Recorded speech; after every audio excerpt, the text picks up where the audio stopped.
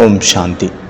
அதாவது பார்த்தீங்கன்னா ஒரு தடவை ஹாப்பி வில்லேஜ் சுங்கார் சத்திரத்தில் வந்து ஒரு பட்டி நடந்தது, யூத் ரிட்ரீட் அப்படின்ட்டு. அதில் ராஜு பாய் அப்படின்ட்டு ஸ்பார்க்லிங்லேருந்து வந்து ஒரு பட்டி பண்ணார். அப்புறம் நிறைய குமார்ஸ் அந்த யூத் வந்திருந்தாங்க, 35 வயசுக்கு உள்ளே உட்பட்டவங்க குமார்ஸ் நிறைய பேர் வந்திருந்தாங்க. குமார்ஸுக்கு வயசு இல்லை, ஆனால் மற்ற அதர் குமார்ஸ் மாதாஸுக்கு வந்து 40 வயசு டார்கெட் வச்சுருந்தாங்க. அதில் நிறைய பேர் வந்திருந்தாங்க. சூரஜ் பாய் மாதிரி பகவான் ஆகே அப்படின்ட்டு பகவான் வந்து விட்டார் அப்படின்னு சொல்லல. சச்சின் பாய் மாதிரி அந்த டோபோமின் உற்பத்தி ஆகிற மாதிரியும் கிளாஸ் இல்லை, பரமாத்மா யார் அப்படின்ட்டு அந்த மாதிரியும் கிளாஸ் இருக்குல்ல, சிம்பிள் வாய்ஸ்ல எடுத்துருக்கிறாரு. ஆனால் பார்த்தீங்கன்னா ஹை கிளாஸ் பவர்ஃபுல் பிட் அப்படி பாயிண்ட் அப்படி டக்கு டக்கு டக்குன்னு பாயிண்ட் வைக்கிறாரு. சிம்பிளாக தான் வைக்கிறாரு, ரொம்ப அல்டிக்கவும் இல்லை, ஆனால் பவர்ஃபுல். அது நிறைய பிகேஸுக்கு தெரிய வேண்டிய இன்ஃபர்மேஷன் நிறைய இருக்குது அந்த கிளாஸஸில். அதனால் பிராமணர்களின் தினச்சரியத்தின் பின்னால் மறைந்திருக்கக்கூடிய மனோவிஞ்ஞானம், the psychology behind Brahmin dinacharya, wonderful class இது. ஓம் சாந்தி. இந்த ரிட்ரீட்னோட மெயின் தீம் என்ன அப்படின்னு உங்களுக்கு எல்லாத்துக்கும் தெரியும், கால் ஆஃப் டைம், காலத்தின் அழைப்பு. இது சென்னையில் நடந்த கிளாஸஸ் தான், சுங்கார் சத்திரத்தில். அப்புறம் கூடவே 2 வார்த்தை ரொம்ப ரொம்ப முக்கியம், அனுபவ மூர்த்தி மற்றும் தாரணை மூர்த்தி. ஒருவேளை நம்ம அனுபவ மூர்த்தி தாரணா மூர்த்தி ஆக விரும்புகிறோம் அப்படின்னா அதனுடைய மூல ஆதாரம் என்ன? நம்ம அனுபவ மூர்த்தி தாரணா மூர்த்தி ஆகணும் அப்படின்னா ஈஸியான மெத்தட் என்ன அப்படின்னா, ரொம்ப ஈஸி தான். ஆனால் நம்ம இன்றைய காலத்தில் வந்து அதை வந்து நெக்லெக்ட் பண்ணிடுறோம் மேக்சிமம். இந்த விஷயத்துல சஹார பாபா காலத்துல ரொம்ப முக்கியத்துவம் கொடுத்திருந்தாங்க. அது என்ன அப்படின்னா பிராமணர்களின் தினச்சரியம். இன்னைக்கு நம்ம பார்க்கலாம் பிராமண வாழ்க்கையினுடைய அந்த தினச்சரியத்தின் பின்னாடி என்ன ரகசியம் இருக்குது, அதனுடைய சைக்காலஜி என்ன. உங்களுக்கு தெரியும், சைக்காலஜி அப்படிங்கிற வார்த்தை கிரீக் வார்த்தையிலிருந்து வந்தது. சைக்கி அப்படின்னா சோல், அதாவது மைண்ட். லோகோஸ் அப்படின்னா ஸ்டடி பண்றது, படிக்கிறது. அதாவது ஆத்மாவினுடைய ஸ்டடி இல்லை மனதினுடைய ஸ்டடி அப்படின்னு சொல்லிக்கலாம். இதுக்கு தான் சைக்காலஜி அப்படின்னு பேர். மனதினுடைய பற்றி படிக்கிறது இல்லை ஆத்மாவை பற்றி படிக்கிறது. இந்த பிராமண வாழ்க்கையில் பாபா வந்து நமக்கு என்னெல்லாம் தினச்சரியம் கொடுத்துருக்குறாரோ ஃபுல் டேக்காக, அதில் எவ்வளோ சயின்டிஃபிக் இருக்குது, சயின்டிஃபிக் ரீசன் இருக்குது, அதுக்கு பின்னாடி எவ்வளோ இம்பார்ட்டன்ட் இருக்குது, இது நிறைய பேருக்கு தெரியறதில்ல. நிறைய பேர் அதனுடைய இம்பார்ட்டன்ட் என்ன அப்படிங்கிறத உணர்றதில்ல.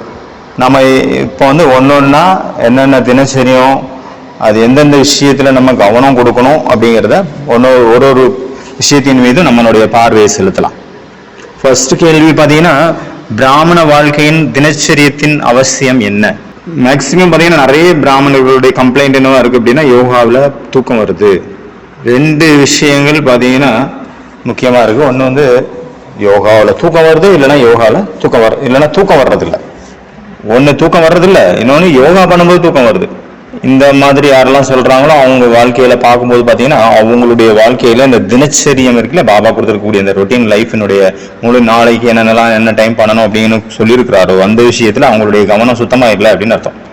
நான் கூட போகும்போது பாபா ரூம்ல போறேன், யாராவது யோகாவில் தூங்கிட்டு இருக்காங்கன்னா எனக்கு முதல்ல எண்ணம் என்ன வருது அப்படின்னா, இவங்க முழு நாளையினுடைய தினச்சரியத்துல ஏதோ தவறு பண்ணியிருக்காங்க அப்படின்னு தான் எனக்கு தோணுது. முதல் என்ன வர்றது இப்போ தினச்சரியத்தினுடைய மகத்துவம், இது ஃபர்ஸ்ட் பாயிண்ட் ஆச்சா. அப்புறம் நிறைய பேர் யோகாவில் உட்காரும்போது அவங்களுடைய தாட்ஸ் அவ்வளோ ஃபாஸ்டா வருது.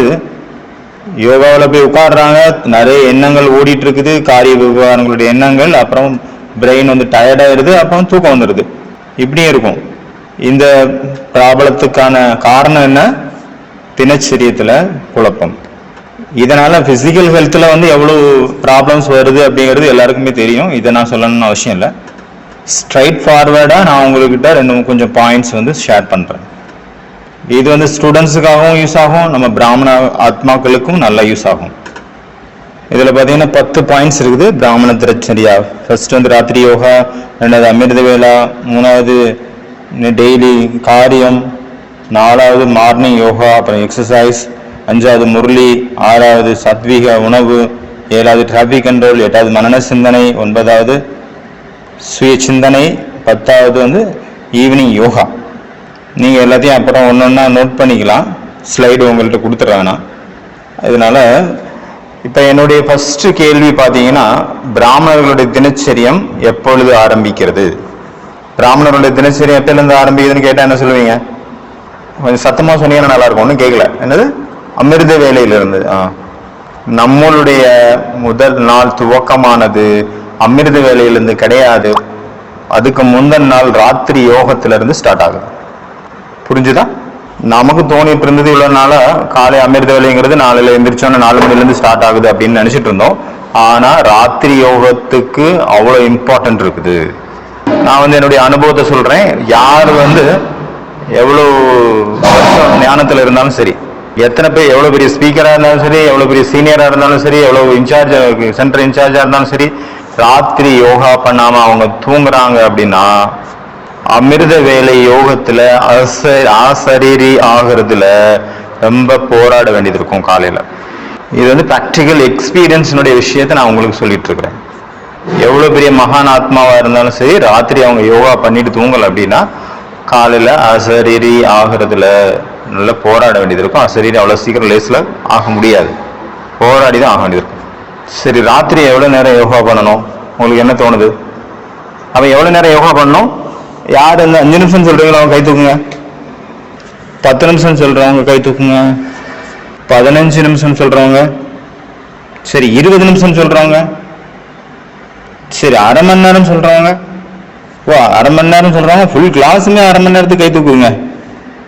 இல்லைன்னா அதாவது நீ உண்மையிலேயே அரை மணி நேரம் பண்றீங்களா யோகா? உண்மையிலே அப்போ ஓகே, நல்ல விஷயம். நிறைய பேர் மதுபன வரவங்கள பாபா குழந்தைங்களை நான் பார்க்குறேன். நைட்டு ராத்திரி ரூமுக்கு போகிறாங்க, போய் கட்டில் போய் உட்காந்துட்டு பாபா குட் நைட் ஓம் சாந்தின்னு சொல்லிட்டு படுத்துடுறாங்க. மேக்சிமம் நான் இந்த மாதிரி ஆட்களை தான் பார்த்துருக்குறேன். சரி, 5 நிமிஷம் யோகா பண்ணுறதுனால கூட ஒன்றும் அங்கே ஆகாது. 5 நிமிஷம் கூட பத்தாது. நான் புரிஞ்சுட்டு இருக்கிறேன், குறைஞ்சது பார்த்தீங்கன்னா 15-20 நிமிஷம் யோகா பண்ணணும். ஒவ்வொரு ஆத்மாவனுடைய கெப்பாசிட்டியை பொறுத்தும் இருக்குது. ஆனாலும் 20 நிமிஷம் 15 நிமிஷத்துலேருந்து 20 நிமிஷம் ரொம்ப நல்லது. நம்ம யோகா பண்ணிட்டு தான் தூங்கணும். 15-20 நிமிஷம் குறைஞ்சது. இந்த மாதிரி யோகா பண்ணிட்டு நீங்கள் அப்புறம் தூங்குங்க. அப்புறம் பாருங்க உங்களுடைய காலை யோகா அமிர்தவேளை யோகா எவ்வளோ வித்தியாசம் வருது அப்படின்னு. சரி, ராத்திரி நீங்கள் சேவை பண்ணி ராத்திரி 12 மணி ஆயிடுச்சு, இல்லை 11 மணி ஆயிடுச்சு. சரி, இவ்வளோ லேட் ஆகிட்டனால அதுக்கப்புறம் நீங்கள் எவ்வளோ நேரம் யோகா பண்ண வேண்டியது இருக்கும்? யோகா பண்ணணுமா இல்லை வேண்டாமா? இல்லை போன உடனே குட் நைட் பாபா லேட் ஆயிடுச்சு அதனால ஓம் சாந்தி குட் நைட் சொல்லி தூங்கிடணுமா என்ன சொல்றீங்க? 1 மணி ஆனாலும் சரி, நம்மளுடைய தினச்சரியத்துல ஒரு நாள் கூட எந்த விஷயத்திலையும் காம்ப்ரமைஸ் பண்ணக்கூடாது, விட்டு கொடுக்க கூடாது. என்ன நடந்தாலும் சரி. இதை விட முக்கியமான விஷயம் இன்னொன்று இருக்குது. ராத்திரி நம்ம எத்தனை மணிக்கு தூங்கணும்? எத்தனை மணிக்கு தூங்கணும்னு நினைக்கிறீங்க? 10லேருந்து 11. बाबा இந்த விஷயத்துல ஒரு முரளி நடத்தினாரு. पहले इंटरव्यू ले रहा था, मैं आपसे शेयर करना चाहूंगा. பழைய தாதிகள்கிட்ட நான் ஒரு தடவை இன்டர்வியூ எடுத்தேன். பழைய பெரிய தாதிகள் அவங்கெல்லாம் சொன்னாங்க, பாபா என்ன சொல்லுவாரு, 10 அப்படின்னா பஸ், 10 மணி ஆச்சுன்னா அவ்வளவுதான், பஸ் முடிஞ்சுது. பிரம்மா பாபா என்ன பண்ணாங்க, 10 மணிக்கு பாண்டவோனுடைய மெயின் சுவிட்ச் ஆஃப் அப்படின்னு ஆர்டர் பண்ணியிருந்தாங்க. இவ்வளவு மகத்துவம் இருக்குது ராத்திரி சீக்கிரம் தூங்கணும், சீக்கிரமாக தூங்குறதுக்காக. பாபா ஒரு தடவை இந்த விஷயத்தை பத்தி ஒரு தடவை அவ்யக்த முரளி நடத்தினாரு 1971 அப்ப சொன்னார் பாபா, குழந்தைங்களே நீங்க இவ்வளவுதான் சேவை பண்றீங்க, 11 மணி ஆயிடுச்சுன்னு வச்சுக்கோங்க. அதுல பாபா டைம் கூட மென்ஷன் பண்ணாரு அவ்யக்தவாணியில. எப்பவாவது சேவை நிறைய இருக்குது, 12 மணி ஆயிடுச்சு அப்படின்னா பரவாயில்ல, எப்பவாவது ஒரு நாள் அது 12 மணி ஆகக்கூடிய வேலையை 1 மணி நேரத்தில் விட்டுட்டு 11 மணிக்கே தூங்கிடுங்க. அது காலையில் செஞ்சுக்கோங்க. ஒரு வேலை வேற வழி இல்லைன்னா என்னைக்கு ஒரு நாள் ஓகே, டெய்லி அதே பொழப்பா இருக்கக்கூடாது. சரி, மேக்சிமம் 11 மணி, அதுக்கு மேலே நோ. நீங்கள் நினச்சிட்டு இருக்கீங்க 11, 11:30, 12 மணிக்கு படுத்தா ஒரு நாள் ஃப்ரெஷ்ஷாக அமிர்த வேலை பண்ணிடுவேன் அப்படின்னு நினச்சிங்கன்னா நோ, இம்பாசிபிள். அதனால டைமிங் ரொம்ப ஃபிக்ஸ்டு இருக்கணும், நம்ம டைமுக்கு தூங்கணும். சரி, அடுத்தது எத்தனை மணி நேரம் தூங்கணும்? ஏன்னா ராத்திரி யோகாவினுடைய விஷயம் போயிட்டு இருக்குல்ல, எவ்வளவு நேரம் தூங்கணும் அப்படின்னு நினைக்கிறீங்க? 8 மணி நேரமா? யார் சொல்றீங்க 6 மணி நேரம், 4 மணி நேரம்? எனக்கு ப்ராக்டிக்கலான ஆன்சர் நீங்க சொல்லுங்க. இது கண்ணை மூடிட்டு சொல்லாதுங்க. 4 மணி நேரம் தான் தூங்குனீங்க அப்படின்னா என்ன ஆகும்? நீங்க மத்தியானம் தூங்குறீங்கன்னா ஓகே, இல்லை அப்படின்னா நம்ம எவ்வளவு தூங்கணும் அப்படிங்கிறது முக்கியம் கிடையாது. நம்ம தூங்கின தூக்கத்தினுடைய குவாலிட்டி எவ்வளவு, குவாலிட்டி ஆஃப் ஸ்லீப் எவ்வளவு, அதை பேஸ் பண்ணி தான் இருக்குது. நம்ம எவ்வளவு தூங்கினாலும் சரி, அந்த தூக்கம் ரொம்ப குவாலிட்டி நல்லா இருந்தது அப்படின்னா, நிறைய பேர் பார்த்தீங்கன்னா நல்ல குவாலிட்டியான ஸ்லீப் தூங்குறவங்க வந்து 5.5 மணி நேரம் 6 மணி நேரம் தூங்குறாங்க. அதுக்கு மேலேயும் தூங்கக்கூடாது. இப்போ நம்ம எல்லாருக்கும் அனுபவம் இருக்குது. நம்ம ஓவராக தூங்கிட்டோம்னா கூட ஃபுல் டே என்னவா இருக்கும், ரொம்ப சோம்பலாக இருக்கும். ரொம்ப கம்மியாக தூங்கிட்டோம் அப்படின்னா யோகா கனெக்ட் ஆகாது, தூக்கம் வந்துட்டே இருக்கும். முரளி கிளாஸில் அப்படி தூங்கி விழுந்துட்டு இருப்பாங்க. அதனால நம்மளுடைய தூக்கம் விசேஷமாக இருக்கணும். 5லேருந்து 6, 5 to 5:30, 6 அந்த மாதிரி இருக்கணும். அதுவும் குவாலிட்டி தூக்கத்தினுடைய குவாலிட்டியும் நல்லா இருக்கணும். முதல்ல நம்ம பார்க்குறோம் தூக்கத்தை பற்றி. எனக்கு வந்து எப்படி தெரியும் நான் எவ்வளோ மணி நேரம் தூங்கணும், ராத்திரி எவ்வளோ நேரம் யோகா பண்ணணும் தூங்குறதுக்கு முன்னாடி? அது வந்து 15 நிமிஷமா 20 நிமிஷமா? சில நேரம் 20 நிமிஷம் கூட போதுமானதா இருக்கா, இல்லாம இருக்கலாம். எப்படி எனக்கு தெரியும்? நான் தூங்குறதுக்கு முன்னாடி எவ்வளவு யோகா பண்ணணும் அப்படிங்கிறது எனக்கு எப்படி தெரியும்? நான் எப்படி புரிஞ்சுக்கிறது? அது எப்படி தெரியும் அப்படின்னா, நான் வந்து என்னுடைய புத்தியை எவ்வளவு சுத்தமாக்கி இருக்கிறேன் அப்படிங்கிறத பொறுத்து இருக்குது. எப்படி தாய்மார்களுடைய ஒரு நல்ல சம்ஸ்காரம் இருக்குது. ஏதாவது மாதாஸ் நிறைய மாதாஸ் இருக்காங்க. அந்த மாதிரி அவங்க ராத்திரி தூங்குறதுக்கு முன்னாடி கிச்சனை கிளீன் பண்ணிட்டு தான் தூங்குவாங்க. எல்லா கிளீனிங் முடிச்சுட்டு அப்புறம் தான் தூங்க போவாங்க. எப்போ வந்து கிச்சனுக்கு நம்ம எவ்வளோ இம்பார்ட்டன்ட் கொடுக்குறோமோ, அப்போ நம்ம மனசினுடைய கிளீனிங்க்கு எவ்வளோ இம்பார்ட்டன்ட் கொடுக்கணும்.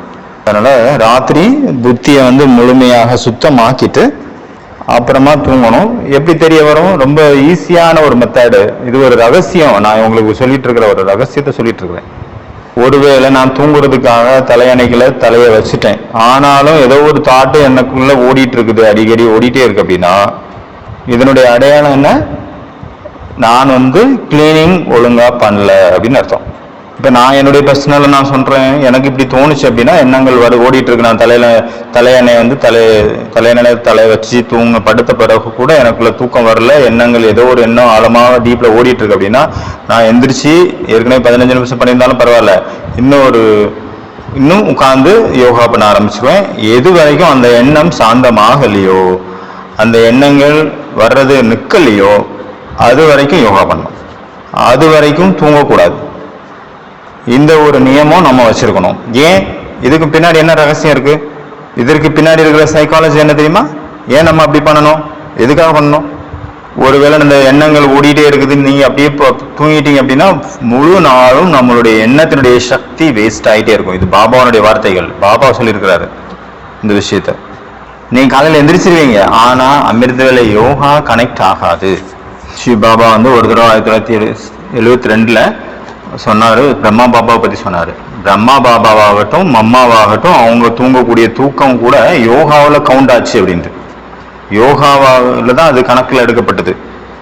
அதுல பிரம்மா பாபா தன்னுடைய அனுபவத்தை சொன்னாரு, குழந்தைங்க பாபா தூங்கிட்டு தான் இருக்கிறேன், ஆனாலும் தூங்கினாலும் விழிச்சிட்டு இருக்கிறேன், விழிச்சாலும் தூங்கிட்டு இருக்கிறேன். அதாவது விழிப்படைந்த ஜோதி, சுடர்விடும் ஜோதி. பிரம்மா பாபாவனுடைய மேக்சிமம் தூக்கம் வந்து நித்ரா யோகத்துல தான் கவுண்ட் ஆச்சு அப்படின்னா அவ்யக்த பாப்தார் தான் சொல்லிட்டு இருந்தாரு அவருடைய முரளியில 1972ல். அவர் தூங்கிட்டு தான் இருக்கிறாரு, ஆனாலும் அவருடைய யோகா அங்க கவுண்ட் ஆயிட்டு இருக்கு, யோகாவில் இருக்கிறார். இந்த மாதிரி பாசிபிள் இருக்குதா? முடியுமா? இந்த மாதிரி நம்மளும் செய்ய முடியும். இந்த மாதிரி நிலை நமக்கு எப்போ வரும் அப்படின்னா, நம்ம ஃபுல் டேல பாசிட்டிவ் தாட்ஸ்ல நேர்மறையான எண்ணங்களுடைய அந்த வைப்ரேஷன்ல மூழ்கி இருக்கிறோமோ அப்பதான் இதெல்லாம் பாசிபிள். இல்லைன்னா இந்த அனுபவம் கிடைக்காது. உண்மையிலேயே அந்த ஒரு விஷயம் பாசிபிள் தான். பிரம்மா பாபாவனுடைய தூக்கம் கூட யோகாவில் கவுண்ட் ஆச்சுன்னு, யோகாவில் தான் கணக்கு ஆயிடுச்சு. இதுதான் அதனுடைய பின்னாடி இருக்கக்கூடிய சைக்காலஜி. அதாவது ராத்திரி தூங்குறதுக்கு முன்னாடி சீக்கிரமா தூங்கியிருக்கோம் ஒன்று. இன்னொன்று சாப்பாடு, நைட்டு சாப்பாடு வந்து கம்மியாக சாப்பிடணும். அதுவும் 10-11 மணிக்கு மேலே சாப்பிடக்கூடாது. லேட்டாக நீங்கள் சாப்பிட டைஜஷனில் டைம் ரொம்ப அதிகமாயிரும். அப்புறம் அதுக்கே தூக்கம் வராமல் போயிடும் அந்த இதனாலேயே. அதனால எவ்வளோ முடியுமோ அவ்வளோ சீக்கிரமாக சாப்பிட்டுட்டு தூங்குங்க. ரொம்ப 1 ரொட்டி 2 ரொட்டி கம்மியாக கூட சாப்பிட்டுக்குங்க. சாப்பிடாம படுத்தா ரொம்ப நல்லது. ஃப்ரூட்ஸு பால் ஏதாவது மட்டும் சாப்பிட்டுட்டு படுத்தா கூட ரொம்ப நல்லது. இல்லைன்னா சீக்கிரமாக சாப்பிட்ருங்க. சில சுகர் பேஷண்ட் இருப்பாங்க, பசி தாங்க முடியாது, அப்போ சீக்கிரமாகவே சாப்பிட்ருங்க. எப்படி தூங்கணும்? நான் இப்போ தூங்க போகிறேன் அப்படின்னா அதுக்கு முன்னாடி நமக்கு ஃபுல் டேல என்னெல்லாம் நடந்தது அதை வந்து பாபாவுக்கு அர்ப்பணம் பண்ணிடணும். பாபா கிட்ட சமர்ப்பணம் பண்ணிடணும். பாபா கிட்ட எல்லாத்தையுமே ஷேர் பண்ணிடணும். அது பாசிட்டிவா இருந்தாலும் சரி, நெகட்டிவா இருந்தாலும் சரி. புத்தி வந்து சுத்தமா இருக்கணும், லேசா இருக்கணும். பாபாவுக்கு நன்றி சொல்லணும்.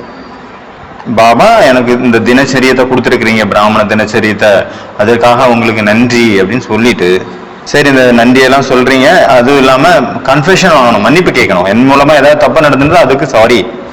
இதுதான் பாத்தீங்கன்னா புத்தியை சுத்தம் பண்ண மெத்தடு. இது நான் பார்த்ததுல பாத்தீங்கன்னா இது நார்மலா யோகா பண்றதுனால ஒண்ணும் நடக்காது.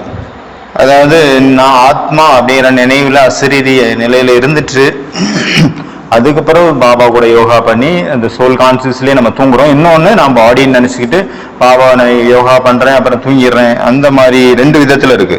2லயும் வித்தியாசம் இருக்குது. எப்ப நீங்க அசரீரி பயிற்சி ராத்திரி தூங்குறதுக்கு முன்னாடி பண்றீங்களோ அப்ப முழு டேனுடைய அந்த தினச்சரியமும் முழு நாளினுடைய விஷயங்கள் எல்லாம் உங்களுக்கு ரிவைண்ட் ஆகும். அந்த எல்லா விஷயமும் உங்கள்ட்ட குட் பை சொல்றதுக்காக வர மாதிரி உங்களுக்கு ஃபீல் ஆகும். எந்த ஒரு விஷயம் வந்து இன்னைக்கு ஃபுல் டே நடந்ததுல எனக்கு அதிகமாக பாதிச்சிருக்குமோ அது வந்து அடிக்கடி நினைவு வந்துட்டே இருக்கும். அதாவது விடை கொடுக்கறதுக்காக அது வந்திருக்குது அப்படின்னு தோணும். இதுக்கு பேரு தான் பாத்தீங்கன்னா ரிவைண்டிங் ப்ராசஸ். இந்த ரிவைண்டிங் ப்ராசஸுக்கு பிறகு, அதாவது சோல் கான்சியஸ் எது வரைக்கும் இல்லையோ அது வரைக்கும் புத்தி சுத்தம் ஆகாது. இது கூட ஒரு ஆழமான சைக்காலஜி. அதனால புத்தியை சுத்தம் பண்ணிட்டு அப்புறம் தான் தூங்கணும். சரி, இப்ப நம்ம தூங்கியாச்சு. அடுத்தது என்ன? காலை அமிர்த வேலை. சரி, அமிர்த வேலையினுடைய முதல் எண்ணம் என்னவாக இருக்கணும்? அமிர்த வேலை எப்படி இருக்கணுங்கிறதுக்கு பாபா நிறைய சொல்லியிருக்கிறாரு. டக்குன்னு சொல்லுங்க பார்ப்போம். குட் மார்னிங் சொல்லணும். தூங்குறதுக்கு முன்னாடி குட் நைட்டு, காலையில் எழுந்திரிச்சோன்னா குட் மார்னிங். இதை ஓகேன்னு சொல்றவங்க வந்து கை தூக்குங்க பார்ப்போம். அச்சா, அமிர்த வேலை நம்மளுடைய முதல் எண்ணம் குட் மார்னிங் இருக்கக்கூடாது. நீங்க நினைக்கிறீங்களா, என்னப்பா பாபா வந்து குட் மார்னிங் சொல்லணும்னு சொல்லியிருக்கிறாரு, நீ என்னப்பா மாத்தி சொல்ற அப்படின்னு உங்களுக்கு தோணுதா? என்ன ஓடுதா? அமிர்த வேலையில நான் எந்திரிச்சிட்டேன் அப்படின்னு எப்ப எனக்கு ஃபீல் ஆகுதோ அப்போ எந்திரிச்ச உடனே நான் முதல் என்ன வரணும்? நான் யார்? நான் யார்? நான் மின்னக்கூடிய நட்சத்திரம். கொஞ்ச நேரம் உங்களை நீங்களே மின்னக்கூடிய நட்சத்திரமாக ஃபீல் பண்ணுங்க. அப்புறம் குட் மார்னிங் பாபா அப்படின்னு சொல்லுங்க. அப்ப யோசிச்சு பாருங்க, எந்த குட் மார்னிங் வந்து பாபா கிட்ட ஃபர்ஸ்ட் போய் சேரும்? தேக அபிமானத்துல குட் மார்னிங் சொன்னது போய் சேருமா? ஆத்மான்ற உணர்வுல இருந்து ஆத்மா பரமாத்மாவுக்கு குட் மார்னிங் சொன்னது முதல்ல ரீச் ஆகுமா? மேக்சிமம் பாத்தீங்கன்னா நம்ம காலையில் எந்திரிச்சோன்னா வரக்கூடிய முதல் எண்ணம் என்னவா இருக்கும் அப்படின்னா, நம்மளுடைய கடைசி எண்ணம் தூங்குறதுக்கு முன்னாடி என்ன இருந்ததோ அந்த எண்ணம் தான் வரும். கேரி ஃபார்வர்ட் ஆகி இங்க வந்துருக்கும். நீங்களே எக்ஸ்பெரிமெண்ட் பண்ணி பாருங்க. இதுதான் சைக்காலஜிக்கல் ஃபேக்ட். எந்த ஒரு மனிதரை நீங்க நினைச்சிட்டு ராத்திரி தூங்குறீங்களோ, காலையில எந்திரிச்சோன்னா முதல்ல நம்மளுடைய புத்தி அப்படிங்கிற அந்த மானிட்டர்ல, டிவியில அந்த ஆளுடைய பிக்சர் தான் வந்து நிற்கும். சரி, எந்த ஒரு மனுஷனே நினைக்கல, இல்லை ஏதோ ஒரு சீன் நடந்திருந்தது, ஏதோ ஒரு ப்ராப்ளம் நடந்தது, ஏதோ ஒன்று நடந்தது, அது எனக்குள்ள பதிஞ்சிருச்சு ஆழமா. அதை நான் பாபா கிட்ட கொண்டு கொடுத்து கிளீன் பண்ணல, ஒழுங்கா கிளீன் பண்ணல. அப்போ நம்ம காலையில எந்திரிச்ச உடனே முதல் எண்ணமாக அந்த சீன் தான் நமக்கு ஞாபகம் வரும்.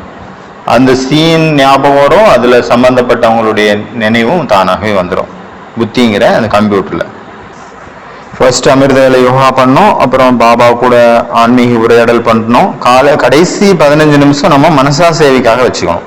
இந்த அமிர்த வேலை யோகத்தை பத்தி சொல்லிட்டு இருக்கோம், பார்த்துட்டு இருக்கிறோம். இப்போ நம்ம நிறைய பேர் பார்த்தீங்கன்னா அமிர்த வேலை யோகா பண்றாங்க, பாபா கூட ஆன்மீக உரையாடல் பண்றாங்க, ஆனா மனசா சேவைக்கு அவங்க டைம் கொடுக்கறது இல்லை. இது வந்து மிக ஒரு ஆழமான விஷயம். பார்த்தீங்கன்னா ரகசியம்னு சொல்லலாம். பாபா ஒரு தடவை சொன்னாரு, நீங்க வந்து அஷ்டரத்னம் ஆகணும், ஒரு 108 மணி மாலையில வரணும் அப்படின்ட்டு நீங்க சங்கல்பம் வச்சீங்க அப்படின்னா அமிர்த வேலையில பாபா அதை பூர்த்தி செய்வார், நீங்க வர முடியும். இது பாபாவுடைய வார்த்தைகளை சொல்லிட்டு இருக்கேன், நான் என்னுடைய இதை மிக்ஸ் பண்ணி எதுவும் சொல்லல. சரி, அடுத்தது அமிர்த வேலை எத்தனை மணிக்கு எந்திரிக்கணும்? சரி 4 மணியா? சரி, 4 மணிக்கு முன்னாடி ஒரு 5 நிமிஷம் முயற்சி பண்ணி 5 நிமிஷம் முன்னாடி எந்திரிங்க பார்ப்போம். யோசிச்சு பாருங்க அந்த சீன் எப்படி இருக்கும் அப்படின்ட்டு. பாபா வந்து இந்த விஷயத்த அவ்யக்த முறையில சொன்னாரு. நான் அமிர்த வேலையில பாக்குறேன், சில குழந்தைங்க எனக்காக வெயிட் பண்ணிட்டு இருக்கிறாங்க, காத்துட்டு இருக்கிறாங்க. பாபாவுக்கு பார்த்தா எவ்வளவு சந்தோஷம் இருக்கும் பாருங்க, குஷி இருக்கும். ஒண்ணு வந்து பாபா வந்து எழுப்புறாரு, இன்னொன்னு எழுப்பல. என்கிட்ட இருந்து தொலைஞ்சு போன குழந்தைகள் எனக்காக காத்துட்டு இருக்கிறாங்க, என்னுடைய வரவுக்காக காத்துட்டு இருக்கிறாங்க. அப்போ யோசிச்சு பாருங்க, யாருக்கு மேல ரொம்ப அதிகம் அன்பு வரும்? அப்பாவுக்கு தன்னுடைய குழந்தைங்க, இந்த மாதிரி 2 குழந்தைகள் இருக்கும்போது யாருக்கு மேல ரொம்ப அதிகமாக அன்பு வரும்? அதனால கொஞ்சம் நேரத்துக்கு முன்னாடி, அமிர்த வேலைக்கும் கொஞ்சம் நேரத்துக்கு முன்னாடி எந்திரிச்சு பாபாவுக்காக வெயிட் பண்ணுங்க, பாபாவை ஆவாகனம் பண்ணுங்க. பாபா உங்களை எழுப்புற மாதிரி வைக்காதுங்க. இதுல ஒரு மிகப்பெரிய ஆனந்தம் இருக்கும் நமக்கு. நிறைய நேரம் என்ன ஆகுது அப்படின்னா, அமிர்த வேலையில ஆனந்தம் கிடைக்கிறது இல்லை நிறைய பேருக்கு. அமிர்தல யோகா பண்ணிட்டு இருக்கிறோம், நமக்கு ஆனந்தமே கிடைக்கலன்னா அடிக்கடி என்ன பண்ணுவோம், டைம் பார்த்துட்டு இருப்போம், 4:45 ஆயிடுச்சா அப்படின்னு. அப்புறம் இன்னொரு யுக்தியான விஷயம் இருக்குது, நமக்கு 4 4:45 தான் அமிர்தல யோகான்னு வச்சுக்கோங்க. நிறைய பேர் என்ன நினைக்கிறாங்கன்னா, 4:45 ஆயிடுச்சுன்னா அவ்வளவுதான் முடிஞ்சு யோகா அப்படின்னு நினைச்சிட்டு 4:45 கரெக்டா எந்திரிச்சு போயிடுறாங்க. ஒருவேளை நமக்குள்ள ஸ்டெமினா இருக்குது, ஸ்ட்ராங்கா இருக்கிறோம் அப்படின்னா அதுக்கு பிறகு ஒரு 15 நிமிஷம், அதாவது 5 மணி வரைக்கும், அதாவது 4:45 5 மணி வரைக்கும் காலையில, அது அப்போ பாபாவுடைய பாட்டு கேட்கலாம். அப்போ ஒரு நாளைக்கு 15 நிமிஷம் இந்த மாதிரி உட்காந்துருக்கீங்க, அடுத்த நாள் 15 நிமிஷம், அடுத்த நாள் 15 நிமிஷம், 4 நிமிஷம் கணக்கு படி பார்த்தீங்கன்னா என்ன ஆயிடுச்சு, 1 மணி நேரம் ஆயிடுச்சா சேமிப்புல. அப்போ நம்மளுடைய சார்ட்ல 1 hour ஆட் ஆயிடுச்சு. அப்புறம் நம்ம எப்பெல்லாம் வாஷ்ரூம் போறோமோ, லெட்ரின் போறோமோ, அப்போ கூட நமக்கு நிறைய டைம் இருக்கும், அந்த நேரத்தில் புத்தி ஃப்ரீயா இருக்கும், அந்த நேரத்தில் கூட பாபாவோட நினைவுல நம்ம இருக்க முடியும். நீங்க நினைக்கலாம் நான் எந்த மாதிரி விஷயத்த சொல்லிட்டு இருக்கேன் அப்படின்ட்டு. பாபா சாகார முறையிலேயே சொல்லியிருக்கிறாரு நிறைய தடவை. நீங்க இது அசுத்த கர்மம் அப்படின்னு நினைக்காதங்க. இது அந்த டைம்ல கூட பாபா நினைவுல இருக்க முடியும். அசரிட்டி உடல்ல இருந்து விடுபட்ட நிலை பிராக்டிஸ் பண்ணலாம். எனக்கு டைம் யோகா பண்றதுக்கு டைமே இல்லைங்கிறவங்களுக்கு அந்த டைம் நிறைய இருக்கு. சரி, அடுத்தது பிரஷ் எப்படி பண்றது? நிறைய பேர் பிரஷ் பண்ணும்போது என்ன பண்றாங்கன்னு தெரியுமா, முழு நாளைக்கான ஷெட்யூல் திங்க் பண்றாங்க, பிளான் அப்படி தேய்ச்சிக்கிட்டே இதுக்கு பிறகு என்ன பண்ணணும், இதுக்கு பிறகு என்ன பண்ணுவேன், அடுத்த என்ன பண்ணணும், அடுத்த என்ன பண்ணணும்னு யோசிக்கிறாங்க. பாபா முரளியில சொல்றாரு, கிருஷ்ணருடைய ஒவ்வொரு காரியத்திற்கும் பூஜை நடக்குது. அதனால பிரஷ் பண்றீங்க, பல்லு தேய்க்கிறீங்க அப்படின்னா கூட ஆத்மீக உணர்வுல இருந்து பல்லு தேய்க்கணும். நம்ம பிரஷ் பண்ணும்போது அந்த மாதிரி ஃபீல் ஆகணும். நான் என்ன பிரஷ் பண்ண வைக்கல, இன்னொருத்தருடைய உடம்புக்கு நான் பிரஷ் பண்ணிட்டு இருக்கேன். எப்படி தன்னுடைய குழந்தைக்கு தாயானவர் பிரஷ் பண்ணி விடுவாங்கல்ல, அதே போல எனக்கு வேற ஒரு உடலை நான் கிளீன் பண்ணிட்டு இருக்கிறேன். தன்னுடைய உடம்பு தான், ஆனாலும் அது வேற ஒருத்தருடைய உடம்பு மாதிரி ஃபீல் ஆகும். அப்பதான் நம்ம ஆத்மீக உணர்வுல பல்ல தேய்க்க முடியும். அப்புறம் குளிக்கிறத பத்தி நீங்க நிறைய தடவை கேள்விப்பட்டிருப்பீங்க. குளிக்கிறது எப்படி குளிக்கணும், எப்படி குளிக்கிறது, அப்புறம் இப்படி புரிஞ்சுக்கோங்க. இது நான் ப்ராக்டிஸ் பண்ணுறேன் அடிக்கடி, ரொம்ப ஆனந்தமாக இருக்குது. இப்போ பாபா சொல்லிட்டாரு, நான் குழந்தைங்களுடைய உடம்புல ஒவ்வொரு உடம்புல வர போகிறேன் அப்படின்ட்டு. இப்போ உங்களுக்கு டேட் கொடுத்துருக்காரு, உங்களுடைய டேட்டு நாளைக்கு பாபா உங்கள் உடம்புல ஞானம் சொல்ல போகிறார். அப்போ நீங்கள் எப்படி உங்கள் உடம்பை எப்படி தூய்மைப்படுத்துவீங்க, குளிப்பீங்க, அந்த மாதிரி க்ளீன் பண்ணணும் டெய்லி. அப்போ நம்ம எப்படி க்ளீன் பண்ணுவோம், இது பகவானுடைய ரதம், நான் பகவானுடைய ரதத்தை க்ளீன் பண்ணிட்டு இருக்கிறேன். எப்படி பிரம்மா பாபா ப்ராக்டிஸ் பண்ணாங்க, இது சிவ் பாபாவுடைய ரதம் அப்படின்ட்டு. அதே போல் இது என்னுடைய உடம்பு கிடையாது, சிவ் பாபாவுடைய ரதம் அப்படின்னு நினச்சி நம்ம அதை க்ளீன் பண்ணணும். இது என்னுடையது கிடையாது, பகவான் எனக்கு லோன் கொடுத்துருக்கிறாரு, அதை நான் இப்போ சுத்தம் பண்ணிட்டு இருக்கிறேன். ஒரு பிரதர் அழகான கொஸ்டின் கேட்ட இருக்கும், அமிர்த வேலைக்கு பிறகு தூங்கலாமா தூங்கக்கூடாதா? இப்போ இந்த பாயிண்டை கூட தினச்சரியத்தில் ஆட் பண்ணிக்கலாம். தூங்கலாமா தூங்கக்கூடாதா? யார் இப்படி சொல்றீங்க தூங்கணும் அப்படின்னு சொல்றவங்க கை தூக்குங்க, தூங்கக்கூடாது அப்படின்னு சொல்றவங்க கை தூக்குங்க. அதாவது நம்ம பார்த்ததுல என்ன தெரியுது அப்படின்னா, அமிர்த வேலைக்கு பிறகு நம்ம தூங்குறோம் அப்படிங்கிற பட்சத்துல நம்ம என்ன ஒரு மனநிலையை நம்ம சேமிச்சோமோ இல்லை உருவாக்கணுமோ கிரியேட் பண்ணமோ அது இல்லாம போயிடுது தூக்கத்துல. இது ஃபேக்ட், இது உண்மை, சத்தியம். ஒருவேளை நீங்க வேலை பார்க்குறீங்க, ஜாப் பண்றீங்க, அமிர்த வேலைக்கு பிறகு தூக்கம் ரொம்ப முக்கியம் அப்படின்னா கொஞ்சம் தூங்குறது நல்லது தான். நாங்கள் நிறைய ரிசர்ச் பண்ணோம். அப்போ நிறைய சகோதர சகோதரிகள் சொன்னாங்க, எப்போ அமிர்த வேலைக்கு பிறகு நம்ம தூங்கணுமோ அப்போ ரொம்ப விகாரத்தினுடைய கனவுகள் நிறைய வந்தது அப்படின்ட்டு ரிசல்ட். இப்போ நான் சொன்னது கரெக்டா? ஏன்னா நிறைய பேருடைய அனுபவங்கள் இருக்குது. அதனால முயற்சி பண்ணுங்க, மேக்சிமம் முயற்சி பண்ணுங்க தூங்காமல் இருக்கிறதுக்கு. அதாவது ஃபுல் நல்ல தூக்கம் முதல்ல நல்லபடியாக பண்ணியிருக்கணும், அதுக்கு ட்ரை பண்ணுங்க மேக்சிமம். ஆனால் ஒர்க்கு போகிறாங்க அப்படின்னா, போகிறவங்களுக்கு நல்ல தூக்கம் முழுமை அடையலை அப்படின்னா உடம்பு தானாகவே ரெஸ்ட் எடுத்துக்கும். நீங்கள் உடம்புக்கு ரெஸ்ட் கொடுக்கல அப்படின்னா அதுவே எடுத்துக்கும். ஒன்று அமிர்த வேலையிலே தூங்குவாங்க, தூங்கி தூங்கி விழுந்து அமிர்த பாபா ரூமில் தூங்குவாங்க. இன்னொன்று முரளி கிளாஸ்லேயும் தூங்கிடுவாங்க. நான் என்ன சொல்ல வரேன்னு உங்களுக்கு புரியுதா? ஒருவேளை அங்கே பெண்டிங் இருந்ததுன்னா முரளி கிளாஸினுடைய அந்த ஆனந்தத்தை நம்ம எடுக்க முடியாமல் போயிடும். இல்லை அமிர்த வேலையிலேயே என்ன சக்தி கிடைக்கணுமோ அது கிடைக்க முடியாமல் போயிடும், கிடைக்காமலே போயிடும். அடுத்தது பார்த்தீங்கன்னா எக்ஸசைஸ். நிறைய பேர் வந்து ஞானத்துக்கு வந்த பிறகு எக்ஸசைஸ் ஏற்கனவே பண்ணிட்டு இருந்தா கூட விட்டுறாங்க. இது ஆன்மீகம், இங்கே ஸ்தூலமான உடல் ரீதியான விஷயங்களை செய்யக்கூடாது. நாங்கள் ஞானத்தில் வரும்போது அப்படி தான் சொல்லி கொடுத்தாங்க அங்குள்ள சிஸ்டர். நம்ம ஆத்மா தான் ஃபுல்லாக, உடம்பினுடைய விஷயங்களை நம்ம கவனிக்கவே கூடாது, பார்க்கக்கூடாது. நம்ம ஆத்மா ரீதியில் தான் இறங்கணும் அப்படின்னா இந்த எக்ஸசைஸ் எல்லாத்தையும் விட்டாச்சு, வாக்கிங் எதுவுமே விட்டாச்சு. அந்த மாதிரி நிறைய பேர் விட்டுறாங்க, மிஸ்கைட் பண்ணுறாங்க நிறைய பேர். ஆனால் நம்ம அங்கே எக்ஸசைஸ் கண்டிப்பாக பண்ணணும். சாகார பிரம்மா பாபா என்ன பண்ண வச்சாரு, எல்லாத்தையும் மலைக்கு மேலே கூட்டிகிட்டு போவார்ல, அங்கே ஏதாவது சின்ன சின்ன எக்ஸசைஸ் பண்ண வைப்பார். மலைக்கு மேலே ஏறுறதே பெரிய எக்ஸசைஸ். டெய்லி காலையில் கூட்டிகிட்டு போவார் இல்லையா? ஒருவேளை உங்களுக்கு எக்ஸசைஸ் பண்ண வரல அப்படின்னா கூட அதிகாலையில் நீங்கள் வாக்கிங் கூட போகலாம். ஃபாஸ்ட்டாக வாக்கிங், ஸ்லோ வாக்கிங். உடம்பு ஹெல்த்தியாக இல்லை அப்படின்னா நம்ம யோகா பண்ணுறது கஷ்டம். அதனால் கர்ம யோகத்தை பற்றி நிறைய பேர் சொல்கிறவங்க, அந்த ப்ரஷ் பண்ணும்போது, அந்த குளிக்கும்போது நீங்கள் கர்ம யோகா ப்ராக்டிஸ் பண்ணலாம். அந்த நேரத்தில் பாபா நினைவுலேருந்து செய்யணும். ஒருவேளை இந்த உடல் ரீதியான உடலுக்கான ஒர்க்கில் நீங்கள் எப்போ ஆத்மாபிமானி நிலையை அனுபவம் பண்ணுவீங்களோ, யோகா நிலை இருக்குமோ, அப்போ தான் ஆஃபீஸில் போய் அங்கே கஷ்டமான ஒர்க்கெல்லாம் நம்ம புத்திக்கு அதிகமாக வேலை கொடுக்கக்கூடிய ஒர்க்கிலெல்லாம் நம்ம பாபா நினைவில் இருக்க முடியும். இதுவே பண்ண முடியலை அப்படின்னா அங்கே ஆஃபீஸில் போய் ஒர்க் பண்ணும்போது பாபா நினைவோ யோகாவோ சுத்தமாக இல்லாமல் இருக்காது. அதாவது ப்ராக்டிக்கலாக நம்ம பார்த்ததில் அமிர்த வேலைக்கு பிறகு நம்ம நித்திய கர்மங்கள் செய்கிறோம்.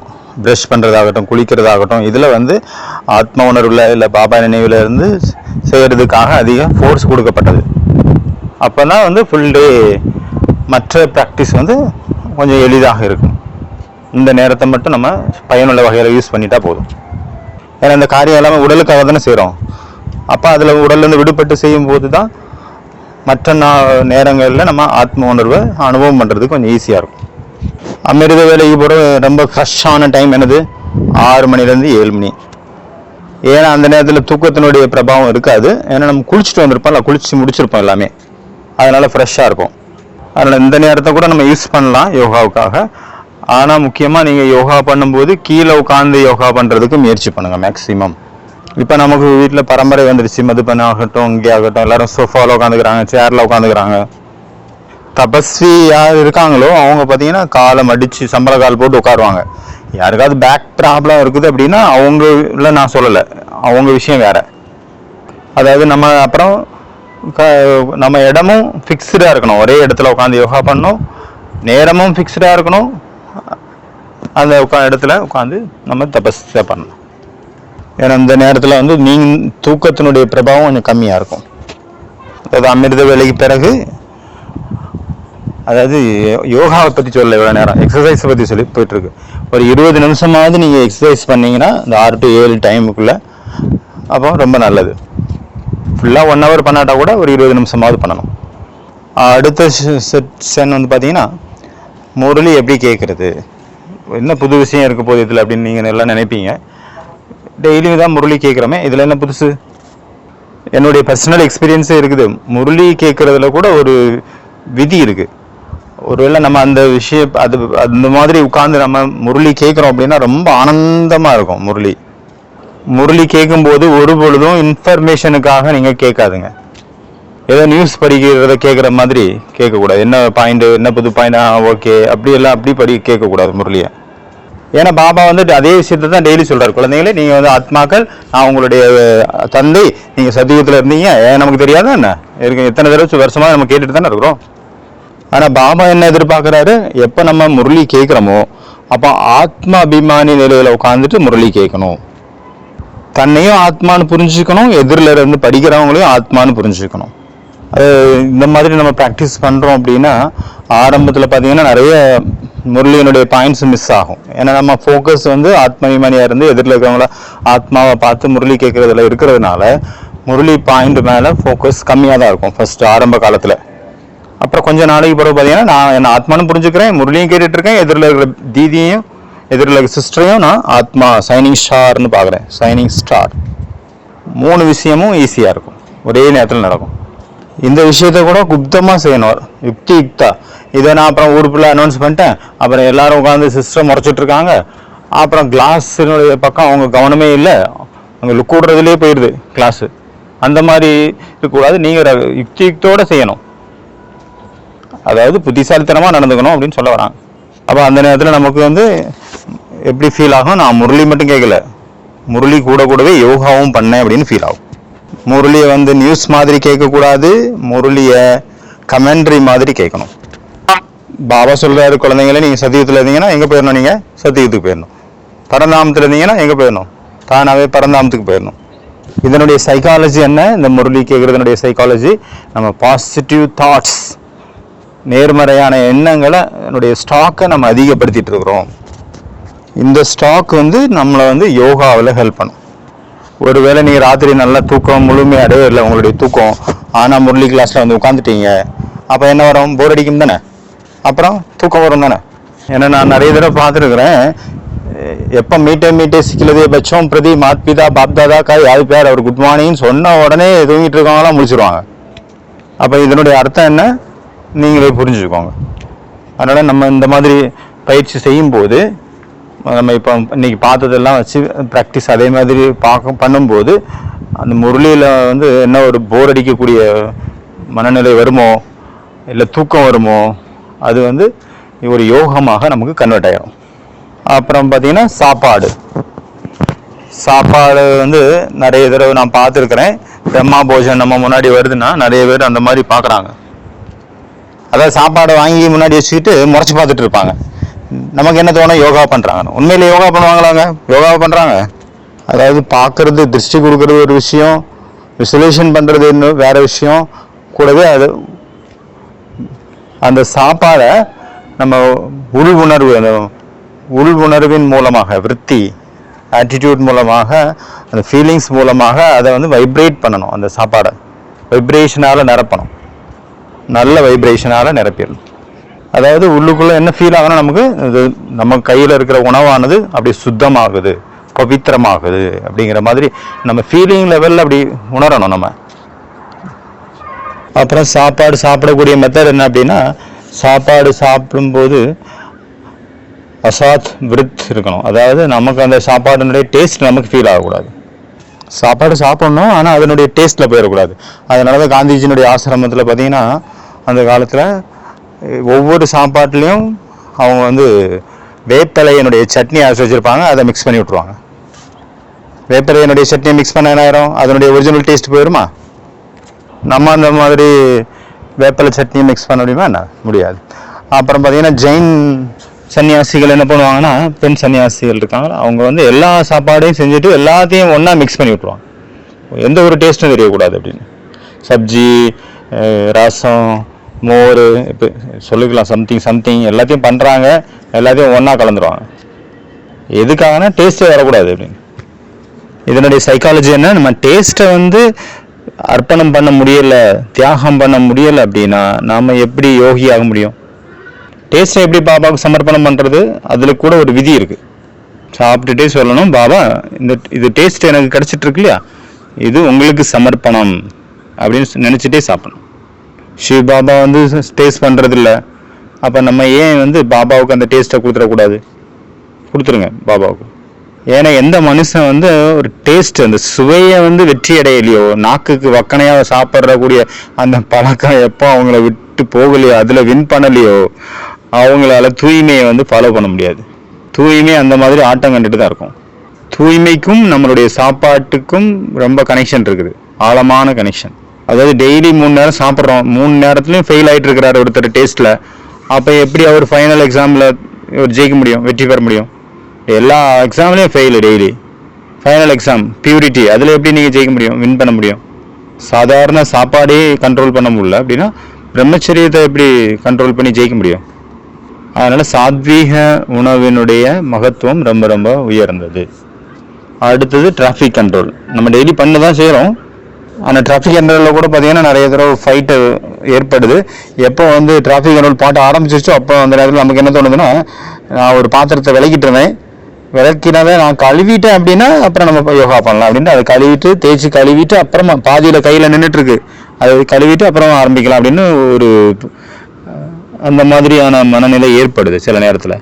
இல்லைன்னா வேறு ஏதாவது காரியம் செஞ்சுட்டு இருக்கோம்னா அதை முடிச்சுட்டு அப்புறம் நான் யோகா பண்ணுறேன் அப்படின்னு அதை முடிக்கிறதுக்கு அதில் இறங்கிடுறாங்க. அப்புறமா வந்து யோகா பண்ணுறாங்க. இதனால் என்ன ஆகுது, இதில் என்ன தெரியுது, அதாவது நம்ம தேக அபிமானத்திலிருந்து நம்ம காரியம் செய்கிறதுனால அந்த கர்மம் நம்மளை இழுக்குது. பாபா வந்து இதில் என்ன சொல்கிறாரு, சைக்காலஜி படி நம்ம வந்து டிராஃபிக் கண்ட்ரோலினுடைய பயிற்சி நமக்கு இல்லை, அதை டெய்லி பண்ணல அப்படின்னா கடைசி நேரத்தில் நம்ம தேகத்துலேருந்து விடுபட முடியாது, கடைசியில் ஏமாந்துருவோம். கடைசி நேரத்தில் நம்மளால் பாஸ் ஆக முடியாமல் போயிடும். ஒரு செகண்டுக்கான எக்ஸாம் தானே கடைசியில். அதனால் டிராஃபிக் கண்ட்ரோல்னால் பிரேக், பவர்ஃபுல் பிரேக்கை செக் பண்ணக்கூடியது. எந்த அளவு பிரேக் ஆகுது, மற்ற எல்லா விஷயத்தையும் விட்டுட்டு பாபா நினைவில் எவ்வளோ நம்ம போக முடியுது, அந்த பிரேக் பவர்ஃபுல்லாக இருக்கா அப்படின்னு செக் பண்ணுறதுக்கு ஒரு நல்ல ஒரு சாதனம் இந்த டிராஃபிக் கண்ட்ரோல். அடுத்தது பார்த்திங்கன்னா மனன சிந்தனை, ஞான சிந்தனை.